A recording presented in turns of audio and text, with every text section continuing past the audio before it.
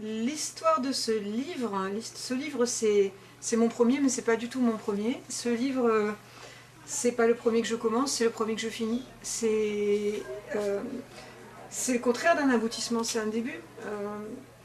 C'est le moment où je me dis, ça fait trop longtemps que j'essaye d'écrire des livres. Faut que j'aille au bout, faut que j'aille au bout de quelque chose. Au pire quoi? Au pire j'aurais écrit un mauvais livre et je serais pas la première dans ce cas-là. Donc je suis partie sur l'idée du roman de gare. Je suis arrivée au polar par Frédéric Dard, par ces livres que lisait, ces romans de gare, c'est comme ça qu'on les appelait à l'époque, hein, même si on leur a donné maintenant des lettres de noblesse, que lisait mon grand-père. Peut-être que ça m'intimidait moins, pourtant je sais que c'est un genre exigeant, je sais que c'est un genre à contrainte, il ne faut pas se louper, mais c'est une mécanique, il faut du ressort, il faut de l'attention. Et puis ma hantise c'était d'ennuyer les lecteurs, c'était ça que je ne supportais pas. Alors je suis partie de quelque chose qui me terrifie, la maladie d'Alzheimer, l'idée de ne plus pouvoir se faire confiance à soi-même.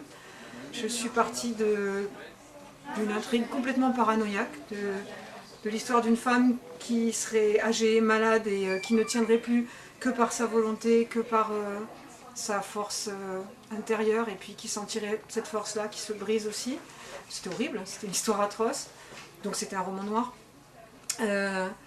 Et puis je cherchais à lui donner une voix, je voulais l'entendre cette femme, et j'ai pensé au film, d'Audiard, j'ai pensé au Tonton Flingueur, j'ai pensé à cet argot de l'époque, celui de Frédéric Dard aussi.